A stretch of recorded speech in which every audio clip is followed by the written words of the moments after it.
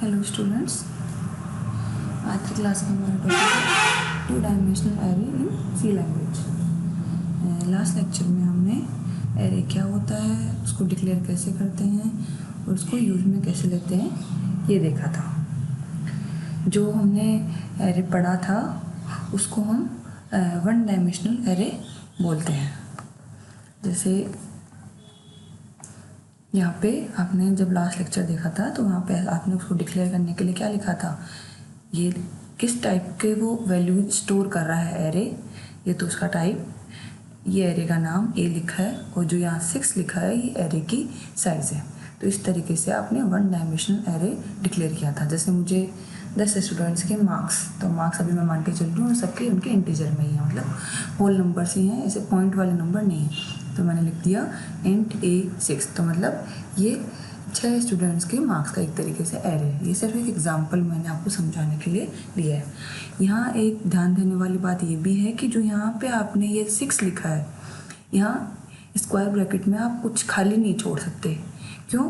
क्योंकि अगर हम खाली छोड़ देंगे तो जो हमारा कंपाइलर है उसको पता नहीं चलेगा कि इस एरे के अंदर कितने वेरिएबल्स हैं और उसके लिए कितनी साइज़ रिजर्व करनी है। तो ये यहाँ डालना ज़रूरी है, अदरवाइज़ एरर आती है। तो ये हमने जब ऐसा लिखा इंट A6, तो ऐसा लिखने से क्या हुआ, ऐसा लिखने में एक मेमोरी ब्लॉक बन जाता है, जैसा कि ये लिखा हुआ है। तो ये एक मेमोरी ब्लॉक बन गया जिसके अंदर 6 वेरिएबल हैं और इनकी इंडेक्सिंग 0 से स्टार्ट होती है। इससे मेमोरी में भी लगातार जगह कंज्यूम होती है। जैसे आपको दिख रहा है ये एक एरे था, यही वाला, इसकी बात कर रहे हैं। यहाँ पे आपको 6 मेमोरी ब्लॉक मिल गए, 0 1 2 3 4 5। मैंने आपको लास्ट लेक्चर में भी बताया था कि इसकी इंडेक्सिंग 0 से स्टार्ट होती है और जो ये जगह मिलती है इनको, वो भी आपको लगातार में ही मिलती है। इसलिए यह एक क्या है, लीनियर एरे है। तो ये जो हमने पढ़ा था वो था 1D एरे, या हम कहेंगे लीनियर एरे। अब हम देखेंगे टू डायमेंशनल एरे कि टू डायमेंशनल एरे क्या होता है। तो जैसे वहाँ पे सिर्फ एक डायमेंशन थी, अब यहाँ पे 2 डायमेंशनल है। तो 2 डायमेंशनल मतलब जब हमें एरे बनाना होता है 2 डायमेंशनल एरे, तो तरीका वही है, जैसे किस टाइप की वैल्यूज वो स्टोर करेगा, फिर हम एरे का नाम लिखेंगे, फिर एरे की साइज़ होगी।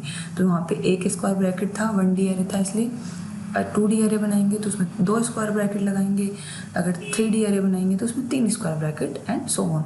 तो अगर जो 2 डायमेंशनल ज़्यादा के एरे होते हैं उनको हम मल्टी डायमेंशनल एरे भी बोल देते हैं। तो यहाँ पे आपको 2 डायमेंशनल एरे में 2 स्क्वायर ब्रैकेट आपको लगाने हैं और उसमें आपको उनकी ये मेंशन करना है। जैसे मैंने अभी बताया था, यहाँ पे इसको आप ब्लैंक नहीं छोड़ सकते, आपको यहाँ इसकी साइज मेंशन करनी पड़ेगी। तो ऐसे ही यहाँ पे आपको इसमें भी दोनों ब्लॉक्स में आपको कुछ ना कुछ नंबर लिखना पड़ेगा। तो जब हम 1D एरे बनाते हैं तो एरे की साइज़ देखकर हम बताते हैं कि इसमें कितने वेरिएबल है। जैसे यहाँ पे 6 देखा तो बता दिया एरे की साइज़ 6 है। इससे लेकिन 2D एरे में हम कैसे बताएंगे कि इसकी साइज़ क्या है, तो इसका एक सिंपल सा तरीका है, जो आप जो स्क्वायर ब्रैकेट में जो 2 नंबर लिखे हैं उनको आप मल्टीप्लाई कर दो, तो वो क्या हो जाएगा, एरे की साइज़। तो यहाँ पे 2 है और 3 है, तो 2 × 3 कितना हो गया, 6।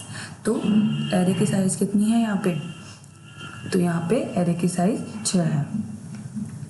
तो जब आपने 1 डायमेंशनल एरे बनाया था तो भी 6 वेरिएबल बने थे, और 2 डायमेंशनल एरे बनाया है तो भी 6 वेरिएबल बने हैं। तो फिर फ़र्क क्या है, तो जो यहाँ फ़र्क है वो सिर्फ हमारे नज़रिए का है, यानी फिजिकली तो मेमोरी में लगातार में ही ये वेरिएबल्स बनते हैं, लेकिन हमारे देखने का नज़रिया थोड़ा अलग होता है।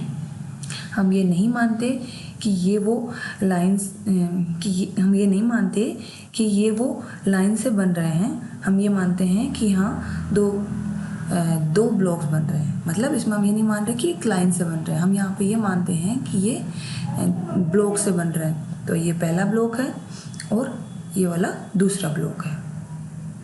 तो जो आपने ब्लॉक बनाया पहले, तो इसको देख के आपको ये बताना पड़ेगा जो फर्स्ट स्क्वायर में लिखा है वो नंबर ऑफ ब्लॉक्स कितने बने हैं वो बताएगा, और यहाँ पे दूसरे स्क्वायर ब्रैकेट में लिखा है उसको देख के आपको ये बता सकते हो कि हर एक ब्लॉक में कितने एलिमेंट्स हैं। तो यहाँ पे हमने जो 2 डायमेंशनल एरे बनाया है इसको देख के हम बोलेंगे कि इसमें इसकी साइज 6 है और उसको हमने 2 ब्लॉक्स बनाए हैं। तो जैसे यहाँ देखो ये इस एरे के लिए B, और आपने अगर देखो बेसिकली तो 6 मेमोरी लोकेशन कंज्यूम आपके लिए बन गई है, 1 2 3 4 5 6, पर मैंने अभी बताया इसका हमारा परसेप्शन अलग है तो हम कह रहे हैं 2 ब्लॉक। तो यहाँ आप ध्यान से देखो तो जो यहाँ ग्रीन बॉक्स बना हुआ है ये पहला वाला ब्लॉक है और ये दूसरा वाला ग्रीन बॉक्स है ये दूसरा वाला आपका ब्लॉक है। तो यहाँ पे 2 ब्लॉक हैं और जो फर्स्ट ब्लॉक है हर एक ब्लॉक में कितने एलिमेंट्स हैं, 3 एलिमेंट। देखो 1 2 3 और इसमें भी कितने हैं 1 2 3। जो फर्स्ट ब्लॉक था उसकी इंडेक्सिंग क्या है 0, आपको पता है हर बार इंडेक्सिंग 0 से स्टार्ट होती है। तो पहले ब्लॉक की इंडेक्सिंग हो गई 0 और दूसरे ब्लॉक की इंडेक्सिंग हो गई 1। तो यहाँ ध्यान देने वाली बात ये भी है कि इसकी इंडेक्सिंग 6 वेरिएबल तो लगातार में बने हैं पर इसकी इंडेक्सिंग 0 से लेकर 5 तक नहीं होगी। इसकी इंडेक्सिंग यहाँ ऐसे ही होगी, 2 ब्लॉक बने हैं, पहले ब्लॉक की इंडेक्सिंग 0, दूसरे ब्लॉक की इंडेक्सिंग 1, फिर फर्स्ट ब्लॉक में 3 एलिमेंट है और सेकंड ब्लॉक में भी 3 एलिमेंट्स हैं वो सेम टाइप के हैं। तो इसकी इंडेक्सिंग फिर से 0 से स्टार्ट होगी फर्स्ट ब्लॉक वाले की, अंदर जो एलिमेंट्स हैं 0 1 2। ऐसे ही जो सेकंड ब्लॉक में जो एलिमेंट्स हैं उसकी इंडेक्सिंग भी क्या हो जाएगी 0 1 2। तो अगर मुझे ये फर्स्ट एलिमेंट को एक्सेस करना है तो मैं क्या बोलूँगी, मैं लिखूँगी जैसे यहाँ तो आप फर्स्ट 1 डायमेंशनल एरे में क्या लिखते हो A0 का मतलब होता है इस वाले एलिमेंट को आप एक्सेस करना चाहते हो। A1 लिखोगे तो इस वाले को, A2 लिखा तो इस वाले को, A3 लिखा तो इस ब्लॉक को, इस तरीके से आप उसको एक्सेस करते हो। अब 2 डायमेंशनल एरे में कैसा होता है, मैं बोलूँगी B01 तो इस वाले ब्लॉक को वो रेफ़र करेगा, फिर B00 तो इस वाले ब्लॉक को रेफ़र करेगा। फिर अगर मैं बोलूँगी B01 तो इस वाले ब्लॉक को रेफ़र करेगा, B02 तो इस वाले ब्लॉक को वो रेफ़र करेगा। ये था ब्लॉक नंबर 1 के अंदर जो एलिमेंट्स था उसको रेफ़र करने का तरीका। अगर मुझे ब्लॉक नंबर 2 में एलिमेंट्स हैं तो कैसे एक्सेस करूँगी, ब्लॉक नंबर 2 है उसका इंडेक्सिंग 1 है तो यहाँ पे जाएगा B10 B11 फिर B12। इस तरीके से इन एलिमेंट्स की इंडेक्सिंग होती है और इसी से इन एलिमेंट को हम एक्सेस कर पाते हैं। अब मैंने अभी आपको बताया फिजिकली तो लगातार ही जो होता है मेमोरी मिलती है, तो हम क्या करते हैं लॉजिकली हम इसे रो और कॉलम के रूप में अज्यूम कर लेते हैं कि ये पहला वाला ब्लॉक एक रो है और दूसरा वाला ब्लॉक दूसरी रो है, और जो पहले ब्लॉक में एलिमेंट्स हैं वो ये इसका पहला कॉलम है, ये इसका दूसरा कॉलम है और ये इसका तीसरा कॉलम है। तो लॉजिकली हम इसे रो और कॉलम के रूप में अज्यूम कर लेते हैं, लेकिन फिजिकली तो मेमोरी में लगातार ही मेमोरी कंज्यूम होती है जैसे कि 1 डायमेंशनल एरे में। लेकिन अब आप सोचोगे कि जब फिजिकली तो 1 डायमेंशनल एरे की तरह ही मेमोरी कंज्यूम होती है तो फिर हम 2 डायमेंशनल एरे पढ़ क्यों रहे हैं। तो मैं कहूँ एरे क्यों पढ़ रहे हैं एक तरीके से, तो हम जो एरे है उसमें क्या जो एरे हम काम में कब लेते हैं, जब हमें जो डेटा मिलता है अगर वो ग्रुप में मिलता है तो हम एरे काम में लेते हैं, जबकि हमें ये नहीं देखना कि डेटा किस टाइप से स्टोर हो रहा है। फिजिकली मैंने आपको अभी फिर से बता रही हूँ कि एक जैसे 1 डायमेंशनल एरे में स्टोर होता है वैसे ही फिजिकली 2 डायमेंशनल एरे में भी डेटा लगातार में स्टोर होता है, पर इस स्टोर होने के तरीके से हम एरे का लेना देना नहीं है। उसका मतलब है कि हमें ग्रुप में अगर डेटा मिलता है तो हम एरे यूज में लेते हैं। तो 1D कब लेंगे और 2D, जैसे एक एग्जांपल लेते हैं, एक क्लास है उसमें 10 स्टूडेंट्स हैं, अगर मुझे उसके मार्क्स स्टोर करने हैं, मुझे कहा गया मार्क्स स्टोर करो, तो मैं क्या करूँगी 1 डायमेंशनल एरे यूज़ में लूँगी, क्योंकि मुझे बोला गया था कि एक क्लास है और उसमें 10 स्टूडेंट्स हैं और उनके मार्क्स, तो मार्क्स सेम टाइप के ही होंगे, या तो इंटीजर टाइप के होंगे या फ्लोट टाइप के। तो एक तो सेम टाइप के वेरिएबल्स हैं तो उसको मैं एक एरे बना लूँगी 1 डायमेंशनल और उसमें एलिमेंट्स स्टोर कर दूँगी। तो मैं क्या लिख लूँगी इंट, एरे का नाम कुछ भी दे सकते हैं, यहाँ ए दे रखा है हम उसको में मार्क्स भी लिख सकते हैं, तो मैं लिखूँगी मार्क्स कितने बच्चों के कितने स्टूडेंट्स के मार्क्स स्टोर करने हैं? 10 के। तो यहाँ लिख लूँगी 10। तो वो 0 से लेकर 9 तक उसकी इंडेक्सिंग जाएगी और 10 स्टूडेंट के मार्क्स आप स्टोर कर लोगे। तो इस टाइम तो आप यूज़ में लोगे वन डायमेंशनल एरे। लेकिन जब आपको बोला गया कि एक स्कूल है, उस स्कूल में 5 क्लास हैं और 5 क्लास में हर एक क्लास में 10-10 स्टूडेंट्स हैं और उन स्टूडेंट्स के सबके आपको मार्क्स स्टोर करवाने हैं। तो अब आप या तो क्या करो, 5 एरे बनाओ, एक क्लास के लिए, दूसरा दूसरी क्लास के लिए, तीसरा तीसरी क्लास के लिए, चौथा चौथी क्लास के लिए और पाँचवा पाँचवीं क्लास के लिए।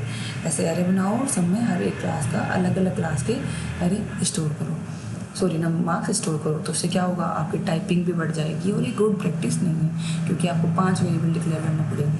फिर उनमें अलग अलग आपको 5 में अलग अलग स्कैनफ लगा के या लूप लगा के लूप में स्कैनफ लगा के आपको अलग अलग वैल्यू लेनी पड़ेगी। तो इस टाइम पे आपको क्या करना पड़ेगा, 2 डायमेंशनल एरे यूज़ में लेना पड़ेगा।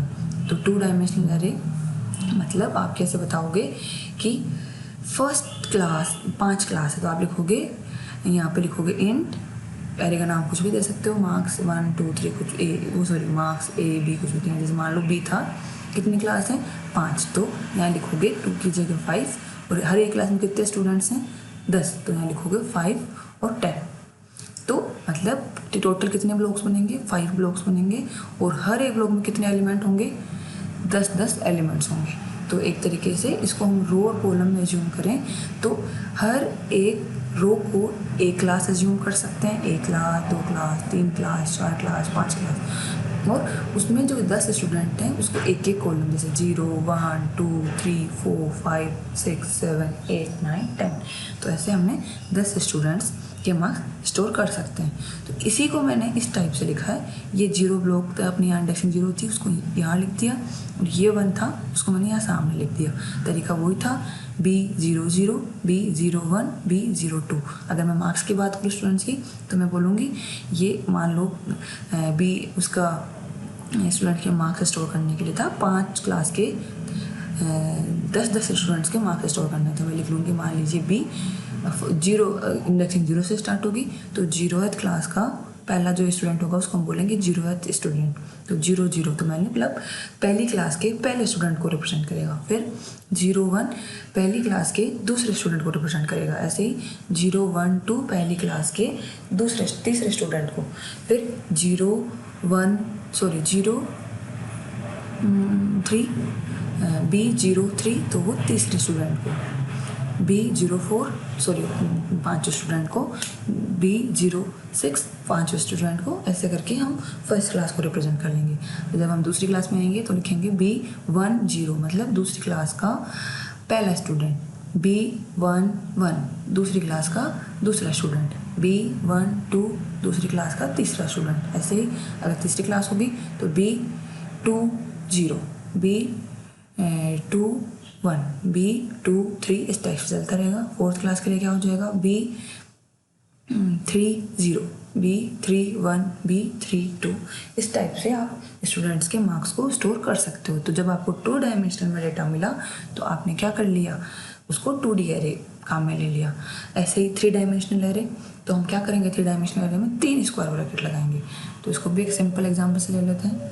अब मान लीजिए अभी तो आपने कहा था एक स्कूल के 5 क्लास के स्टूडेंट्स के मार्क्स स्टोर करने थे। अब आपको बोल दिया 2 स्कूल्स हैं, उनके उन स्कूल में 5 क्लासें हैं और उसमें 10-10 स्टूडेंट्स हैं। तो आप उसके लिए क्या करोगे, 3 ब्लॉक बनाओगे। तो पहला लिखोगे B, फिर 2, फिर 5 और फिर 10। मतलब कितने ब्लॉक्स, एक तरीके से कितना हो गया, B फिर रिप्रेजेंट करेगा स्कूल को, फिर उसके स्टूडेंट्स को, क्लास को, फिर उसके मार्क्स को। तो B0 B2 5 और 10 मतलब 2 स्कूल हैं, 5 उसमें 5 क्लासें हैं और उसमें कितने स्टूडेंट्स हैं, 10 स्टूडेंट्स हैं। तो इस टाइप से हम 3 डायमेंशनल एरे लिखेंगे और उनके स्टूडेंट्स के मार्क्स स्टोर करवा लेंगे।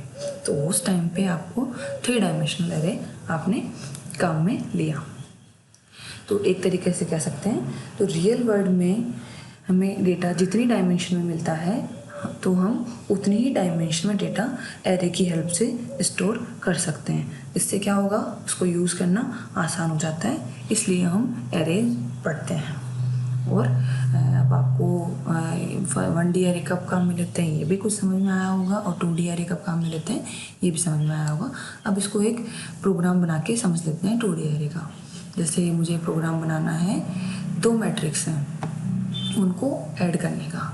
2 मैट्रिक्स आप समझते होंगे, जिसमें एक टेबल हो, टेबल के नीचे अभी मैंने बताया कि जो मार्क्स वाला बताया कि आप 2D एरे क्या हुआ, एक तरीके से जो मैट्रिक्स है कि एक क्लास है, 5 क्लासें हैं और उसमें 10 स्टूडेंट्स हैं, तो एक रो बनी, उसमें पहली क्लास का पहला स्टूडेंट और उसके मार्क्स, तो एक तरीके से वो मैट्रिक्स हो गई। तो अब ऐसे ही मुझे 2 मैट्रिक्स लेनी है और उनके नंबर्स को आपस में ऐड करना है। तो मैं यहाँ पे मान के चल रही हूँ कि आपको 2 मैट्रिक्स को ऐड करना आपस में आता है, तो उसको ऐड करने का एक सी प्रोग्राम हम बनाते हैं।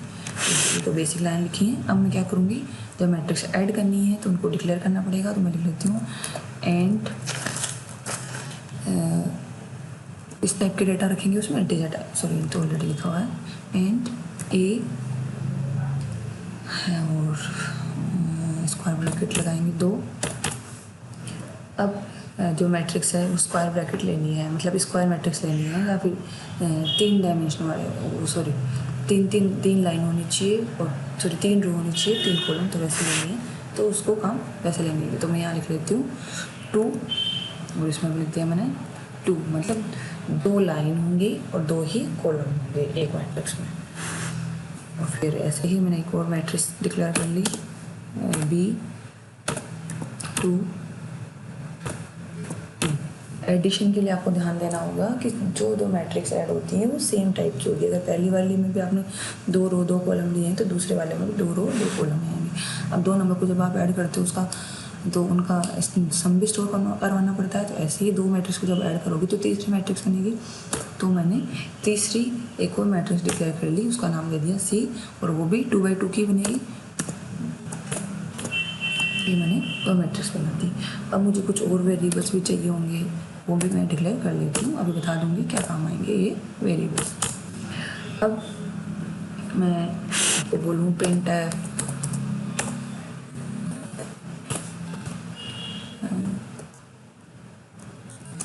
एंटर।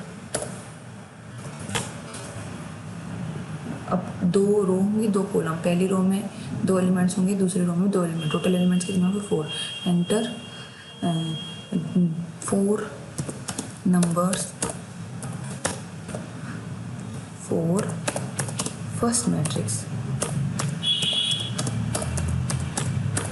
ये लिख दिया मैंने। तो ये आपका पहली मैट्रिक्स के लिए आपको डिस्प्ले हो जाएगा। अब आपको एंटर करवाना है, तो एंटर करने के लिए आपका कौन सा फंक्शन होता है, स्कैनफ। अब स्कैनफ से आते हो आप 4 बार %d लिखो और चारों नंबर एंटर करवाओगे, ये सही प्रैक्टिस नहीं है। तो इसके लिए हम क्या करेंगे, एक लूप लगाएंगे, फॉर लूप, और फॉर लूप में ये एक वेरिएबल हो गया मेरा आई को मैं इनिशियलाइज करूँगी 0 से, क्यों, क्योंकि इंडेक्सिंग 0 से स्टार्ट होती है। अब लिखूँगी i <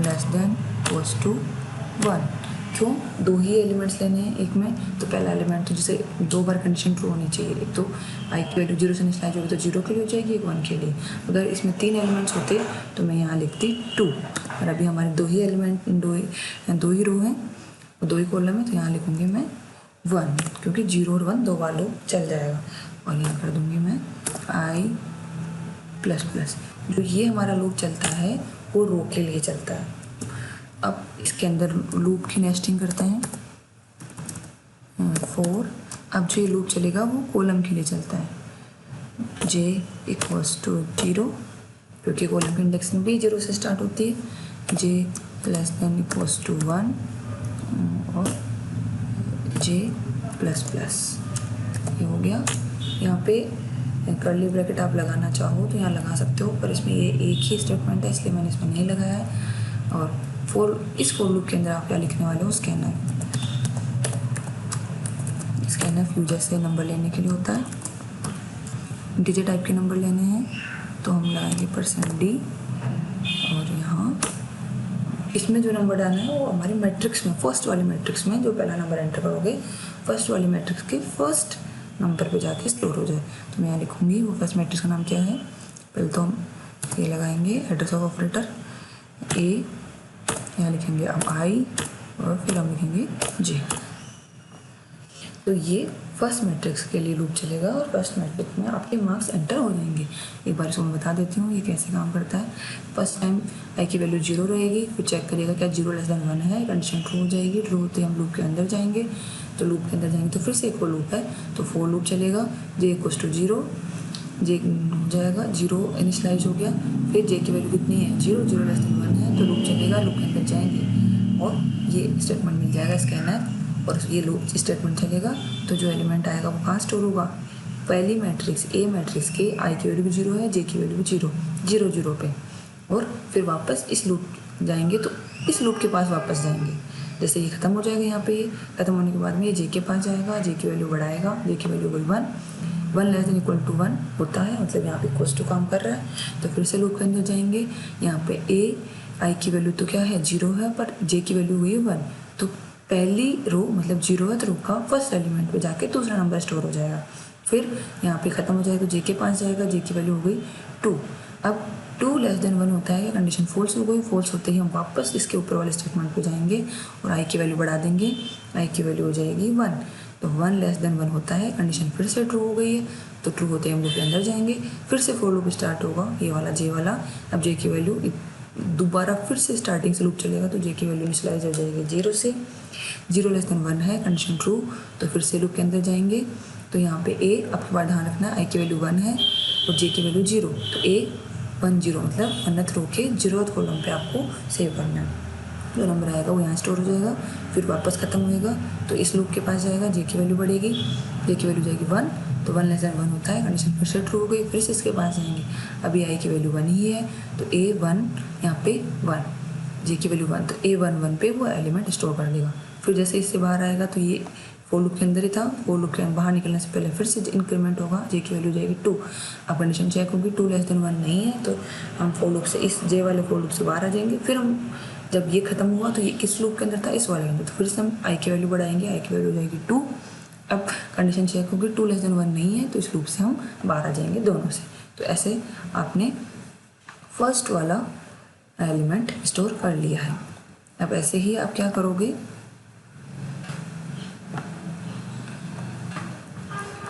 सेम तरीके से आप दूसरी मैट्रिक्स के लिए भी आप नंबर एंटर करवाओगे। यहाँ पे मैं कॉपी कर लेती हूँ, कॉपी इसी को, और यहाँ पेस्ट। थोड़ा सा ये printf लिखा है, यहाँ सही करना पड़ेगा printf। अब इसको ठीक कर लेते हैं, ये हो गया आपका printf इंटर 4 नंबर्स 4, यहाँ फर्स्ट की जगह हम कर देते हैं सेकंड मैट्रिक्स। लूप वैसे ही चलेगा, दूसरे मैट्रिक्स में भी हम सेम टाइप से लेंगे, बस मैट्रिक्स का आपको नाम चेंज करना है। यहाँ पे ए था, अब यहाँ क्या हो गया बी। इसी सेम मैंने आपको लूप चलाना समझा दिया। इस तरीके से मैट्रिक्स सेकंड नंबर के मैट्रिक्स में भी एलिमेंट्स चले गए। अब हमें क्या करना है, 2 मैट्रिक्स को ऐड करना है। तो 2 मैट्रिक्स को ऐड करने के लिए मैं फिर से एक लूप चलाऊंगी, तो मैं फिर से यहाँ पे कॉपी पेस्ट ही कर लेती हूँ।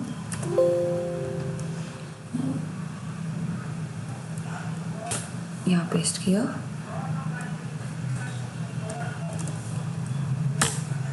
यहाँ लिख देते हैं एडिशन ऑफ 2 मैट्रिक्स इज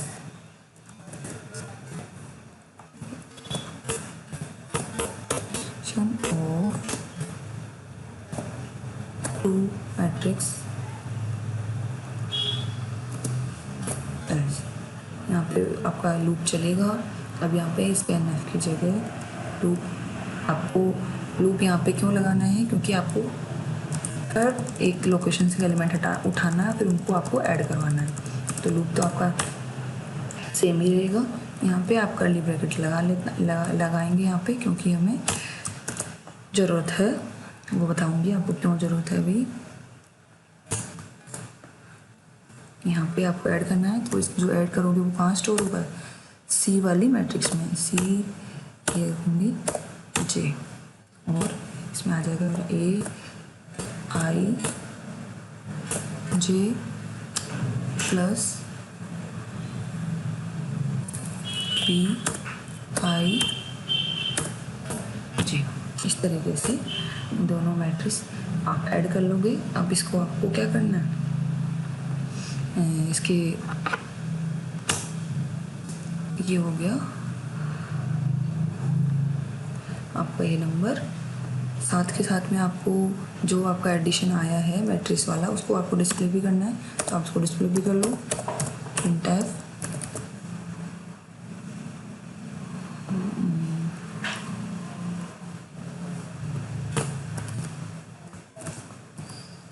जो एडिशन आएगा वो भी इंटीजर टाइप का ही रहेगा, %d।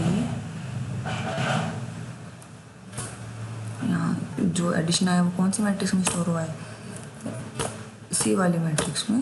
तो यहाँ पे भी ये लूप के अंदर ही रहेगा, क्योंकि आपको उसमें भी सारे 4 एलिमेंट हैं, उनको डिस्प्ले करना है, तो आपको लूप लगाना पड़ेगा। अब मैं ये वाला कर्ली ब्रैकेट बंद कर देती हूँ, और यहाँ पे प्रिंटफ, यहाँ पे मैं /n लगाऊंगी। इसको मैं एक बार आपको बाद में कमेंट करके भी बता दूंगी इससे क्या होगा। /n आपका होता है न्यू लाइन के लिए। ये आपका अंदर वाला फोर लूप बंद हुआ था, ये आपका दूसरा वाला फोर लूप बंद हो गया। अब आएगा आपका ch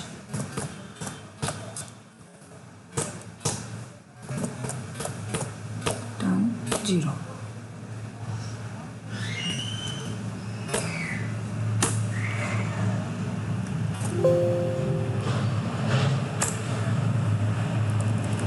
हम सेव कर लेते हैं। अगर सेव नहीं करें, कुछ एरर आए तो आपका प्रोग्राम इरेज हो सकता है, इसलिए उसका सेव कर लेते हैं।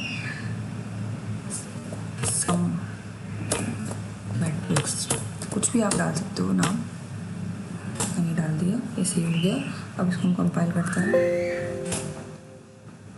एक एरर अनएक्सपेक्टेड, आपने जो हमारा एक कर्ली ब्रैकेट एक्स्ट्रा लग गया है।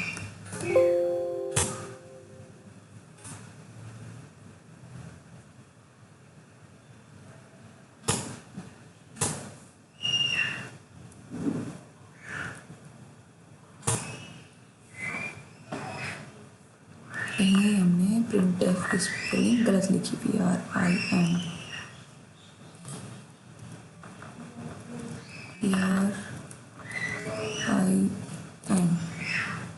TF।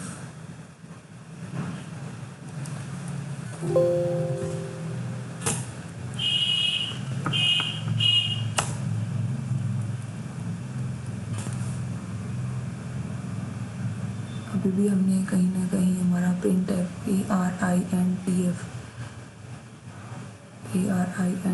कहीं ना कहीं प्रिंटफ।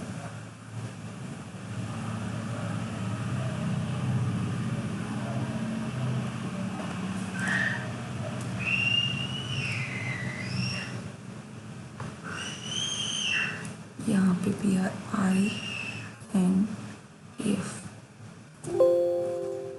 ये आपका मैट्रिक्स थी। अब आपको पहले मैट्रिक्स के नंबर एंटर करवाने हैं, तो मैं मान लीजिए 4 एलिमेंट्स करवाने, 1 2 54। ये मैंने उस मैट्रिक्स फॉर्म में ही करवाए हैं, आप चाहो ऐसे करवा सकते हो, ऐसे ही 2 3 4 5। ये आपका वो हो गया। यहाँ पे आपको समझ दिख रहा है एडिशन ऑफ 2 मैट्रिक्स 35 नहीं है, 3 5 7 9 है। इसको थोड़ा सा हम सही कर लेते हैं प्रोग्राम में जाके।